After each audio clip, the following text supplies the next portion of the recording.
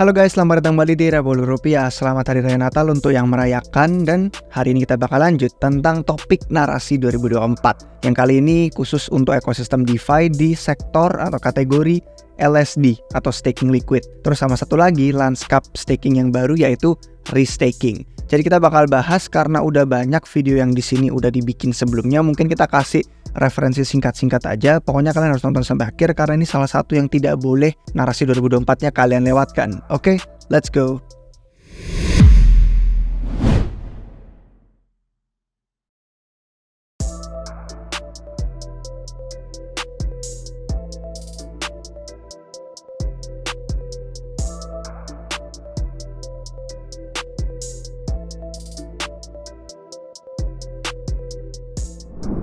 Baik guys, jadi kalau kita mulai jangan lupa juga untuk baca disclaimer itu. Staking liquid itu sudah diterapkan meluas di berbagai blockchain dan ekosistem L1. Itu semua untuk membuat staking jadi lebih mudah untuk diakses. Tujuannya staking itu untuk mengamankan jaringan dan yield itu cuma sebagai bentuk imbalannya aja. Jadi jangan salah kaprah kalau dipikir staking itu cuma untuk nyari yield. Tujuan utamanya itu untuk mengamankan jaringan.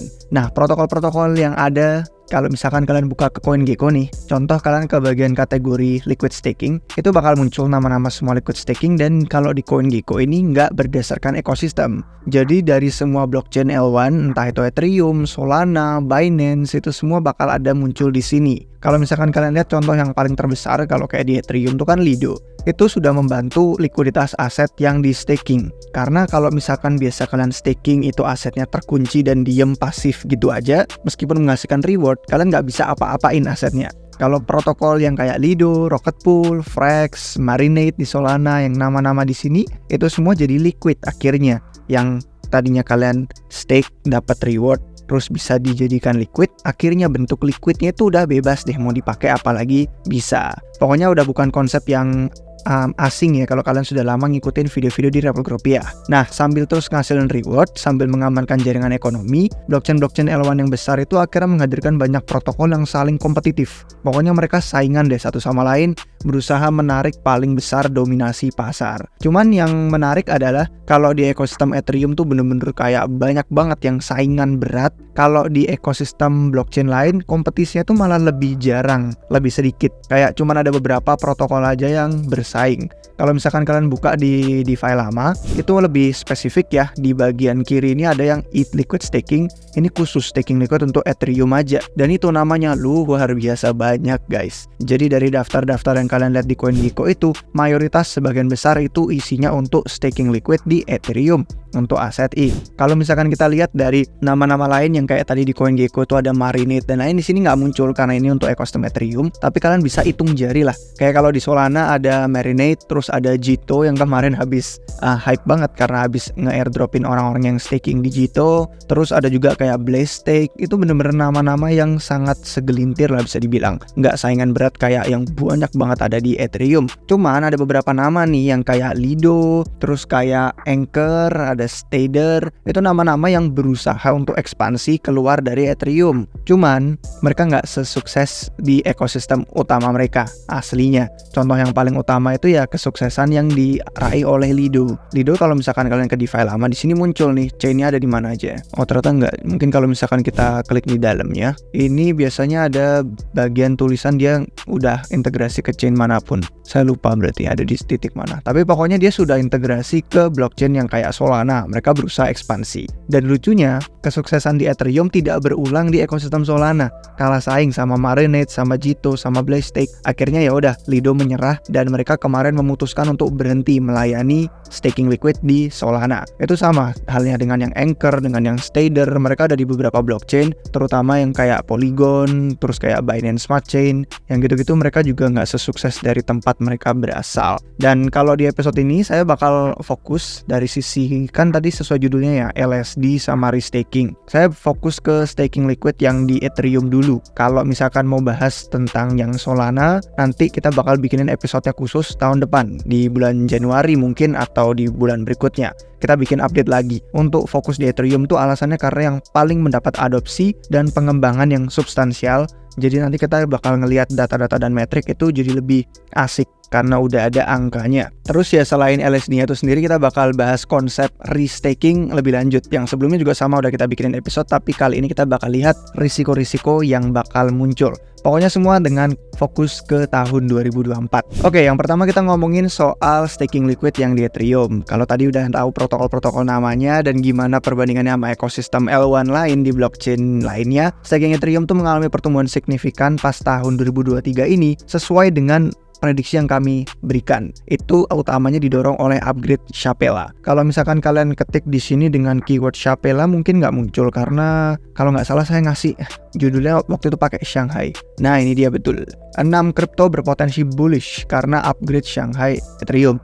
Ini hampir setahun lalu kami bikin, dan itu ada di awal tahun. Jadi kita berusaha untuk lihat kalau ini bakal jadi narasi yang menarik. Ternyata benar, karena upgrade Shapella atau Shanghai dan Capella itu kemarin membuka aset ETH yang tadinya di staking nggak bisa ditarik, jadi bisa ditarik. Withdrawalnya dari Beacon Chain itu akhirnya bisa dibuka, dan jumlah staking ETH yang tadinya orang pikir bakal ditarik besar-besaran karena udah buka withdrawalnya, ternyata salah. Dan itu sesuai dengan prediksi kami juga. Kami bilang kalau dibuka withdrawalnya justru malah nambah stakingnya, bukan berkurang. Kenapa? Karena risikonya jadi berkurang. Yang tadinya staking nyangkut nggak bisa ditarik, sekarang staking bebas mau ditarik kapanpun. Jadi justru orang malah lebih pede, lebih yakin karena risikonya itu berkurang. Jadi meningkat substansial. Kalau misalkan kita ngeliat data di sini, dari sekitar 16 juta ETH di awal tahun, sekarang kalian bisa ngeliat angkanya 28,8 juta ETH yang di staking. Ini untuk Desember 2023 pas kita bikin videonya. Artinya dalam setahun meningkat 80%. Dari jumlah supply totalnya yang ETH itu ada 120-an juta, artinya tingkat staking sekarang itu ada di 24% di sini ya.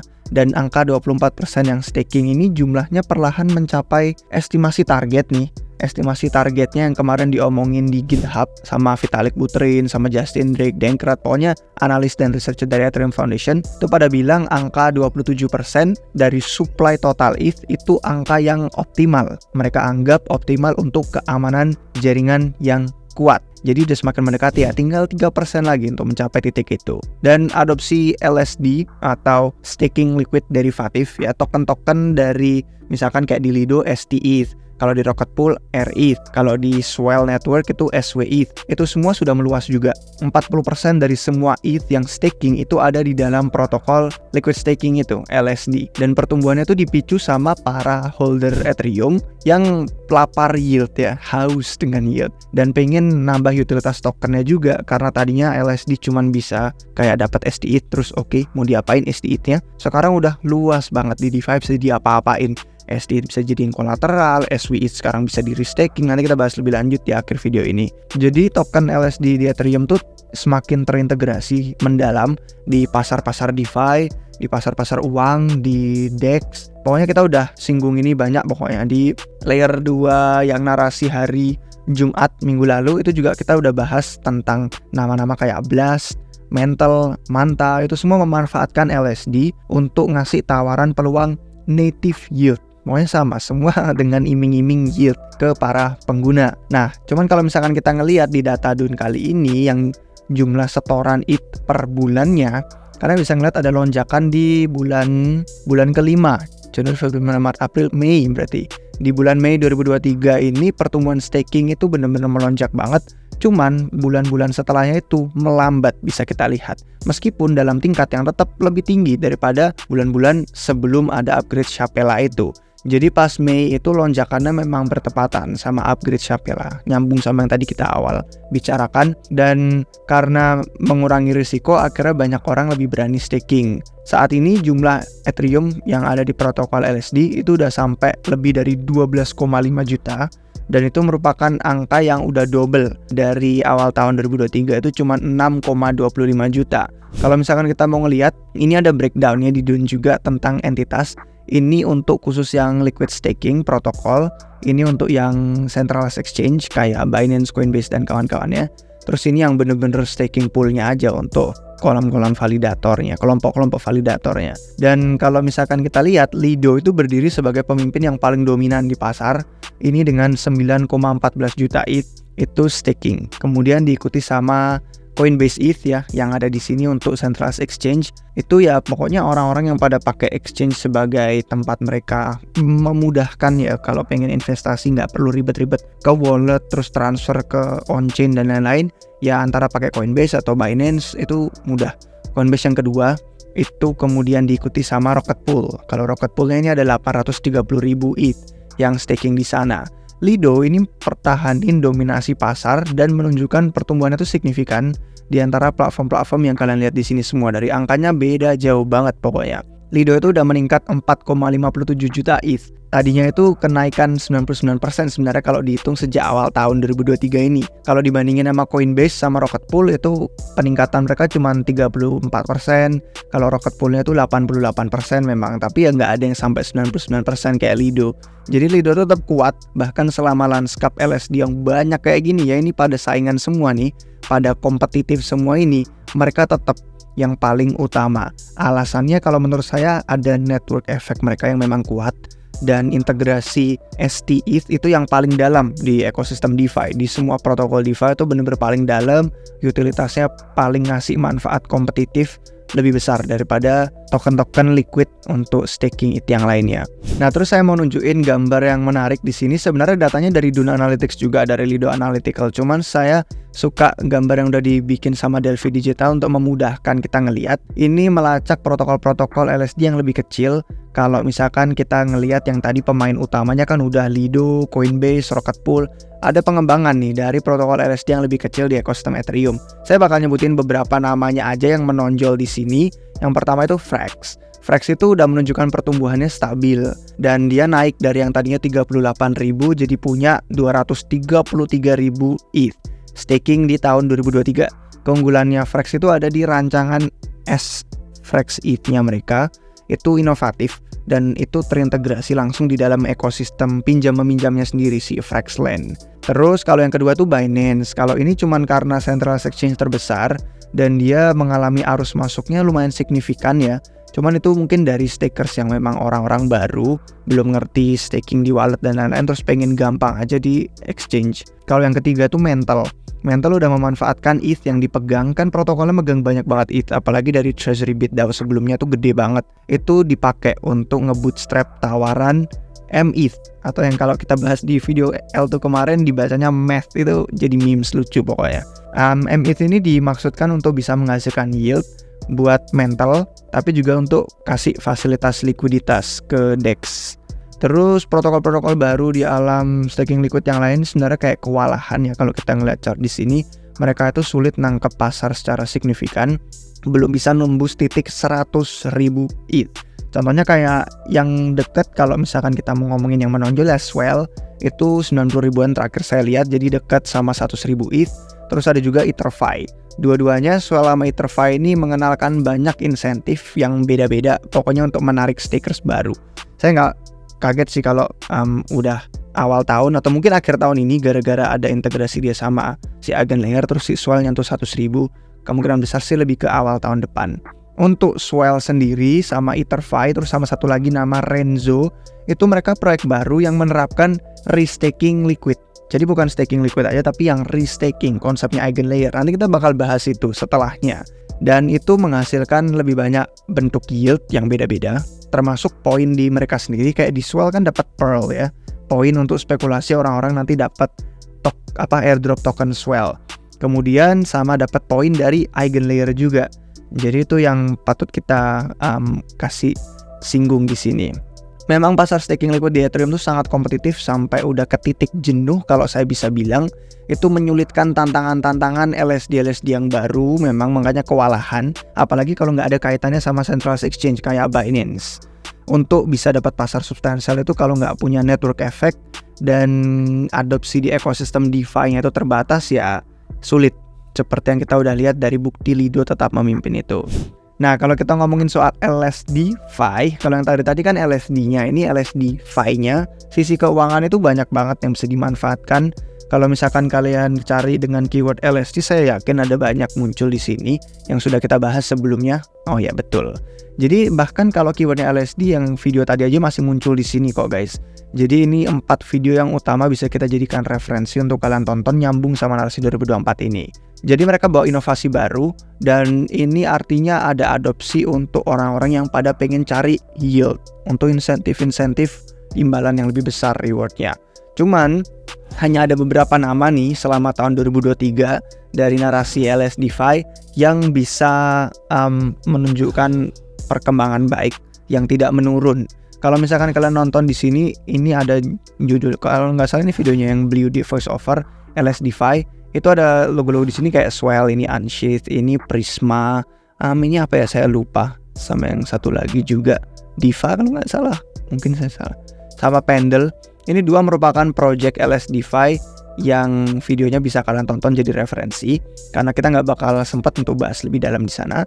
Tapi nama yang tadi saya sebutin kayak Prisma, terus sama satu lagi Libra, itu keduanya punya stablecoin yang bisa dicetak. Jadi token staking it kalian yang tadinya liquid itu bisa dimasukin ke Prisma atau ke Libra, terus kalian nyetak stablecoin baru untuk ambil pinjaman di sana. Dan sejauh yang kita lihat di tahun 2023, hanya Prisma sama Libra aja yang tampak punya fondasinya itu oke lah di tumpukan Lego DeFi seputar staking liquid tadi. Nama-nama lain lumayan tertekan sebenarnya, lumayan cukup menurun. Dan kalau misalkan kita lihat nilai total LSD di berbagai protokol, itu memang udah sampai 7 miliar dolar. Jadi pertumbuhannya itu muncul bersama dengan ekspansi LSD tadi di awal kita udah bahas. Ini semua dipicu sama aplikasi DeFi yang semakin banyak tawaran-tawarannya, ketersediaannya. Nah, kalau misalkan kita lihat di sini, ini sebenarnya membandingkan data yang dari DeFi lama sebenarnya ada, tapi sama di Delphi Digital tuh benar-benar memudahkan banget dengan gambar mereka. Jadi saya bakal pakai referensi lagi. Ini ada kategorinya untuk yang pinjam meminjam, protokol CDP. CDP ini yang barusan saya jelasin tadi.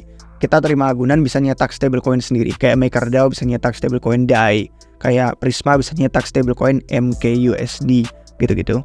Terus sama satunya lagi DEX, dan ini ada persentasenya mereka semua. Jadi kalau kita bandingin antara TVL yang masuk ke LS-DeFi sama market share mereka, yaitu tadi bener-bener Prisma sama Libra aja yang kelihatan itu dia bisa punya fondasi oke. Terus kalau dari nama-nama yang menonjol di sektor-sektor untuk DEX ini sebenarnya itu Curve yang paling utama dan menonjol. Nanti mungkin kita bisa kasih update juga ya untuk DeFi yang blue chip yang emang udah dari siklus sebelumnya ada di DeFi Summer. Kayak Curve itu kan nama yang udah lama. Terus sama satu lagi MakerDAO itu untuk CDP yang utama juga yang paling menonjol, ada di garis terdepan. Terus kalau untuk lending itu AV yang memimpin. Jadi itu kategori-kategori masing-masingnya. Ini seperti yang kita lihat datanya juga sama, ini ada di DeFi lama, cuman karena DeFi lama itu kalian harus ngecek satu persatu untuk di filter kategorinya. Kalau di Delphi ini udah dibantuin jadiin satu. Mereka ekspor data CSV terus langsung dikasih chartnya di sini. Jadi kalian bisa ngelihat ya, Prisma Libra untuk yang fondasinya oke, yang CDP. Terus kalau yang udah dari ada DeFi Summer sebelumnya mereka kuat di sini, yang memimpin di DEX ya Curve, memimpin di CDP itu MakerDAO, terus yang memimpin pinjam meminjam itu si AV. Dan nama-nama lain sih kayak Frexland, Radiant, Mavericks, Balancer, itu semua bisa kalian cek langsung di situ. Untuk yang pengen lihat di DeFi lama di bagian It's Staking Liquid, sebenarnya kita bisa lanjut ngomongin sih soal yang dominasi Lido tadi, cuman lebih detailnya di episode berikutnya aja ya, lebih update kalau deep dive ke masing-masing nama itu. Kita kan cuma untuk ngerekap aja narasi 2024 LS Jamari Staking itu kelihatannya seperti apa. Yang patut disinggung itu setidaknya untuk LS-DeFi tadi, kalau ada video yang di sini voiceover WD, ada juga voiceover WD yang ngomongin soal narasi Pendle secara khusus. Ini bener-bener langsung ke protokol Pendle aja, nggak ada bahasan nama lain. Dan ini yang menarik karena Pendle itu kebangkitannya kan dia udah ada dari siklus sebelumnya. Bukan siklus sebelumnya sih, lebih ke kayak pas bear market itu sebelumnya dia udah ada. Cuman dia bener-bener nggak diadopsi karena tadinya belum ada integrasi sama LSD. Setelah dia integrasi sama LSD, Pendle tuh bangkit. Dan dia tuh dapat likuiditas yang melimpah banget dari narasi LSD dan narasi seputar real yield.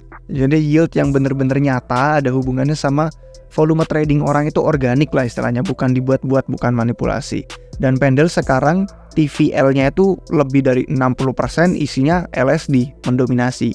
Jadi itu dia, berkat LSD Pendle jadi bisa bangkit. Dan Pendle menurut kami bakal terus jadi bagian yang penting dari lanskap DeFi untuk kripto dan aktivitas on-chain secara umum. Cuman ya secara garis besar kalau kita rekap tentang LSD sendiri, mungkin sulit untuk melihat ada harapan berubah drastis banget di masa depan nanti untuk liquid staking di Ethereum. Soalnya Lido kemungkinan besar akan terus mendominasi dan protokol-protokol lain yang lebih kecil bakal rebutan remah-remah saingan untuk sisa-sisanya aja.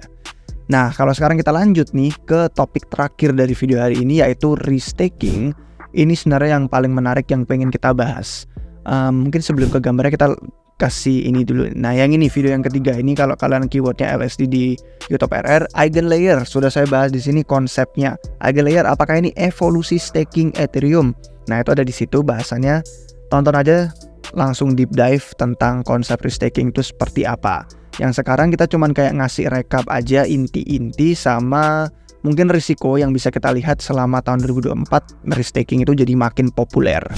Jadi kalau kalian udah nonton videonya, intinya tuh Eigenlayer adalah protokol yang memperluas kegunaan staking ETH dengan menggunakan ETH yang di staking itu jadi keamanan dari infrastruktur lainnya. Jadi bukan cuman ETH untuk mengamankan Ethereum aja. ETH nilai yang besar, market cap-nya nomor 2 setelah Bitcoin, itu juga bisa dipakai untuk mengamankan jembatan, bridge ya, yang sering banget kena eksploitasi sama hack.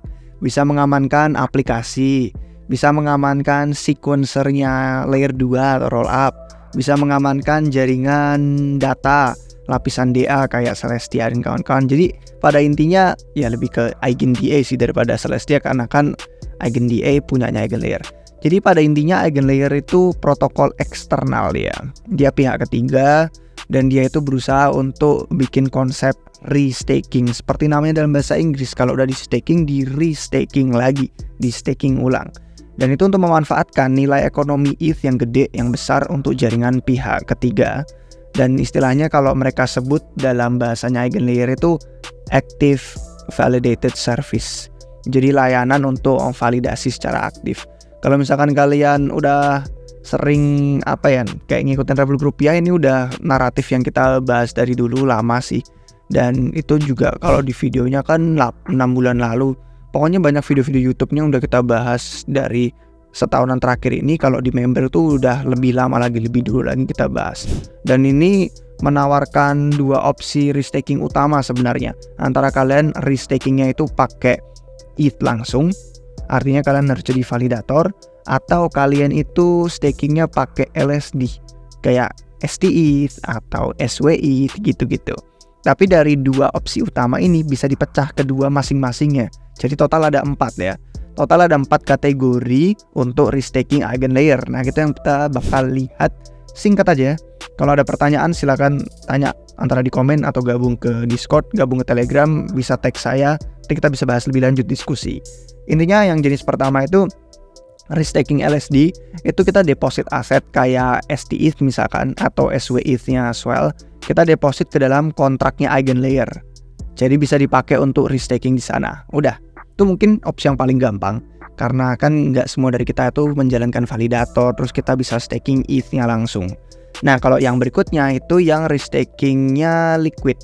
Jadi kalau misalkan kita udah ngelakuin langkah yang pertama ini, kita tambah langkah berikutnya. Jadi yang tadi SWETH-nya udah masuk ke Eigenlayer, itu dimasukin lagi ke tempat kayak misalkan Kelp DAO atau nama kayak Swell. Itu sebenarnya nanti juga bakal buka liquid restaking, LRT ya singkatannya. Ada juga nama kayak Puffer, Etherfi, nama-nama lain banyak, Renzo yang tadi kita sebutin di awal. Itu semua nanti jadi memungkinkan kalau sekarang SWETH dimasukin ke Eigenlayer tuh terkunci, diem, nggak bisa diapa-apain. Nanti dengan langkah ini kalian bisa pakai jadi lebih liquid lagi. Jadi dari ETH udah jadi liquid, masukin Eigenlayer jadi liquid lagi. Pokoknya nanti kita bakal bahas risikonya dah, karena udah kerasakan betapa kompleks dan ribetnya. Cuman ya orang melakukan ini pasti karena mereka pengen menikmati likuiditasnya tuh lebih fleksibel. Mereka bisa bebas lah untuk keluar masuk posisi. Cuman ya dibatasi saat ini sama Eigenlayer limitnya yang bisa mereka lakukan. Terus kalau yang native restaking ya seperti yang tadi saya bilang, kalau LSD ini pakai token-token STETH atau SWETH, ini bener-bener koin ETH-nya langsung, token ETH-nya langsung staking, dan itu langsung di beacon chain. Cuman validatornya tinggal ngubah credentialnya, jadi nanti dia nariknya itu masuk ke smart contract-nya EigenLayer. Dan ini dilakukan lewat EigenPot namanya istilahnya. Kontrak EigenPot itu nanti yang ngatur saldo sama status penarikan validatornya. Terus yang berikutnya ya sama, pokoknya ini bentuk yang bukan liquid, ini bentuk liquidnya. Ini bentuk yang bukan liquid, ini yang bentuk liquidnya. Jadi ya konsepnya sama, ini cuma nambah lapisan lagi untuk orang bisa restaking secara liquid. Cuman bedanya ini langsung ETH, kalau ini dua pakai liquid staking kayak STETH atau SWETH. Udah pusing belum kalian pikirannya? Karena memang ini merupakan konsep yang sangat kompleks dan masih baru, masih eksperimen memang restaking di EigenLayer itu. Cuman intinya ya mereka pengen melakukan ini karena ada potensi-potensi yield, potensi-potensi bisnis yang bagus, dan EigenLayer tuh dengan pesat menarik adopsi. Dengan kalau misalkan kita lihat buktinya ya di DeFi lama, ini pas cap atau batas setoran atau depositnya itu pas masih belum dibuka, itu cuma di 230 juta TVL ya. Sekarang angkanya wah drastis banget, lebih dari 2 kali lipat, 880 juta. Ini ya chartnya seperti ini. Kalau misalkan kalian lihat di bagian TVL, ini breakdownnya memang yang paling banyak ya orang pasti pakai STETH yang udah paling populer. Terus yang kedua SWETH, GG ya. Jadi bahkan yang kedua bukan Rocket Pool, itu SWETH. Jadi Swell Network, untuk kalian yang udah pada farming Pearl, silakan nungguin itu nanti kapan launching tokennya. Untuk LSD yang restaking di EigenLayer memang sejauh ini belum menambah risiko dengan mengamankan aplikasi-aplikasi lain yang kita jelasin tadi. Soalnya memang cuma jadi peluang untuk menggiurkan aja sih, nambah-nambah yield, karena masih tahap awal, bener-bener cuma restaking ya udah, tapi belum kayak ada tugas kita nanti ngamanin bridge apa, kita ngamanin aplikasi apa. Cuman ngumpulin poin juga sih EigenLayer, karena orang-orang kan spekulasi juga. Selain kalau misalkan orang pakai SWETH di sini spekulasi swell, kalau mereka restaking lagi ke EigenLayer, itu ya mereka jadi double poin, dapat poin di swell sama dapat poin di EigenLayer untuk spekulasi ada airdrop nanti. Makanya selama restaking liquid itu menempatkan posisi dan perannya di pasar, pasti protokol DeFi akan dapat manfaat. Cuman manfaatnya juga harus dipikirin risikonya. Itu mungkin yang bakal kita bahas terakhir sebelum kita tutup videonya. Kita mulai dari manfaatnya dulu ya. Kalau kalian mikirin nih, dengan yield yang lebih gede, kalau misalkan dimasukin ke protokol DeFi, misalkan contoh untuk pinjam-meminjam ya, misalkan nama-nama kayak Prisma, Libra, Aave, MakerDAO, kalau mereka bisa dapat ETH yang bentuknya itu yieldnya lebih gede kayak gini ya, restaking, itu nanti jatuhnya kan yieldnya lebih besar. Karena yieldnya lebih besar, kalau mereka pengen melakukan pinjaman bisa di-charge, bisa dipatok suku bunga pinjaman lebih tinggi. Akhirnya lumayan nambah pendapatan untuk protokol DeFi yang kayak Prisma, Libra, Aave, sama MakerDAO tadi. Kayak yang kita udah lihat dari STETH-nya Lido, kalau pengguna itu pada looping ya, user looping tadinya minjemin STETH, terus ngambil pinjaman dalam bentuk ETH untuk di staking lagi lebih banyak STETH. Kayak kalau mereka looping lagi, saya bisa ngelihat itu hal akan dilakukan sama persis dengan restaking liquid ETH nanti. MakerDAO tuh konsisten nambahin suku bunga pinjamannya mereka, pinter sih selama tahun 2023 ini, karena yield dari LSD itu juga jadi subsidi untuk bayar biaya pinjamannya. Cuman karena setiap lapisan restaking itu profilnya beda-beda, yang bakal kita bahas berikutnya ya, sama chartnya dari Delphi Digital untuk membantu kita, karena ini ilustrasi yang sangat-sangat helpful. Mereka tuh mungkin nggak mau integrasi ke semua jenis restaking liquid ETH. Kalau misalkan kita lihat tadi ini kan ada 4 jenis ya, mungkin nggak semua protokol DeFi mau integrasi ke semua jenisnya. Kita bisa bahas singkat aja di sini ya. Misalnya nih, kalau ada yang bentuk risikonya tuh tergabung, terkumpul ke satu titik, kemungkinan protokol DeFi di bawah ini yang kayak tadi kita sebutin namanya Aave, Libra, MakerDAO, Prisma, itu agak enggan. Karena kalau misalkan digabung antara Oracle, DA, sama Bridge, yang bridge-nya ini kan paling sering kena rentan ya, kayak eksploitasi, paling sering kena hack. Kayak terkenal banget dia yang menderita kerugian finansial besar.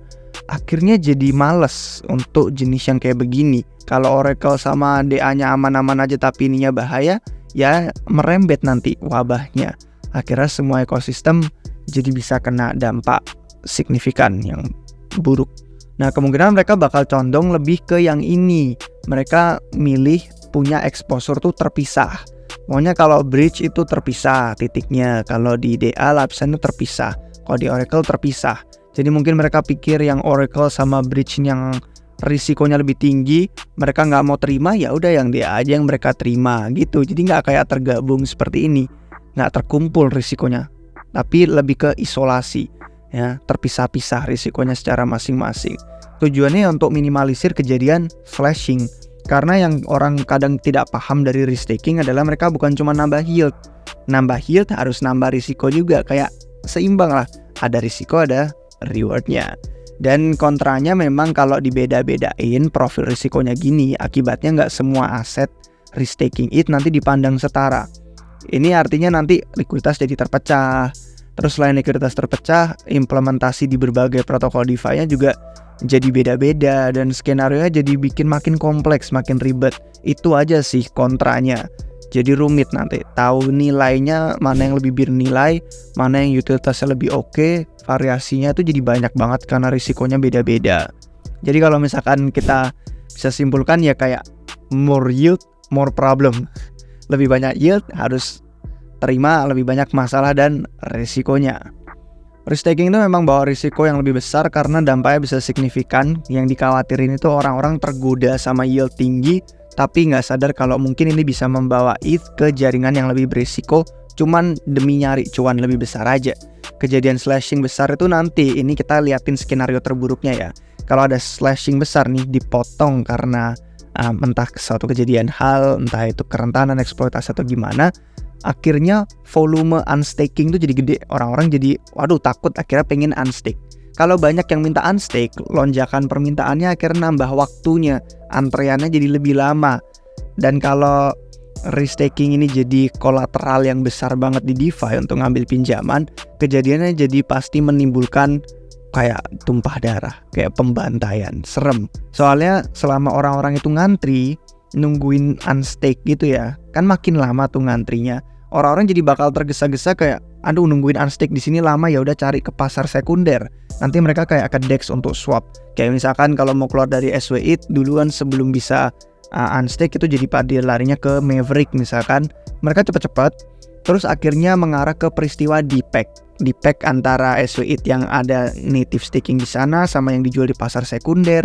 Terus akhirnya yang pada leverage, pada pakai restaking liquid ETH mungkin jadi pada kena likuidasi. Terus kalau udah pada likuidasi, likuiditasnya juga udah mengering, akhirnya semua ujung-ujungnya jadi bad debt, utang yang buruk akhirnya. Kacau udah, kalian bisa bayangin itu sendiri ya skenarionya. Jadi kemungkinan untuk wabah meluas ini mungkin menghambat orang untuk nggak sembarangan adopsi konsep restaking liquid di protokol-protokol DeFi. Karena mungkin adopsi nggak bakal ke titik yang sini, tapi lebih cenderung ke yang terisolasi daripada yang terkumpul risikonya.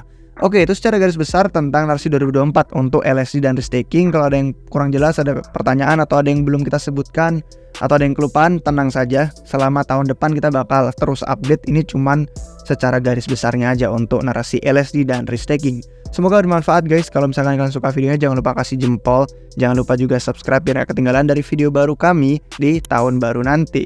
Oke, sampai jumpa semuanya di video berikutnya. Cheers!